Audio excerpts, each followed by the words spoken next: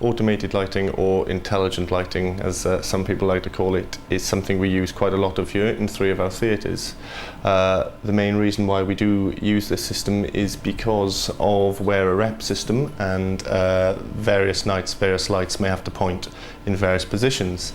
This has become a great aid to us, which means that we can very quickly change from one show to another, or during one show one automated unit can do the job of what 15 or 20 conventional units can do.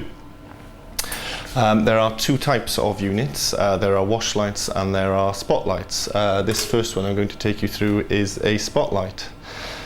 This is called a VL6, made by a company in Austin, Texas. The first unit, the VL1, was made in the 1980s. It was made for the band Genesis, who decided, instead of touring all around the world with 600 different lights which could point in 600 positions, why don't we just tour 30 automated units which can point to all those 600 positions? Hence the automated lighting was born. If I take you through some of the features then, the first features are the movement, which are pan and tilt. So each unit can automatically, not by hand, move up, down, left and right across the stage. Moving up the unit, we next have the zoom. The zoom is just like a camera, so we can make the beam of light. This is a profile, so it gives a very hard beam of light. We can decide to make it much bigger or very much smaller. As well as its positions, it can change colour and what image it's going to project. This is the colour wheel. We decide which colours we want to put in by doing that, put them in and out from a large catalogue we have here in the theatre, and then by the motor here on the back moving around into the beam of light, we can decide which colour. We can also decide to put patterns, or gobos as we call them, onto the stage floor.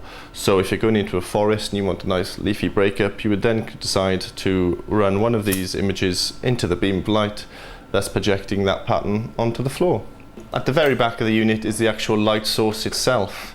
Now, unlike you guys at home who have mostly tungsten light sources, which is a piece of metal with electricity going through it, which gets very hot and creates light, we use something else, which is called a discharge light source, which is one of these lamps here, in which the electricity arcs between these 2 little metal gaps in the middle. The gas inside the envelope reacts and creates a very bright light, which is then projected down through the whole unit via the reflector at the back. On its way, it goes through the gobos, it goes through the colours, and it goes through the zoom. So deciding where we want it is very easy, and deciding on what colour and what image, again, very easy and very quick.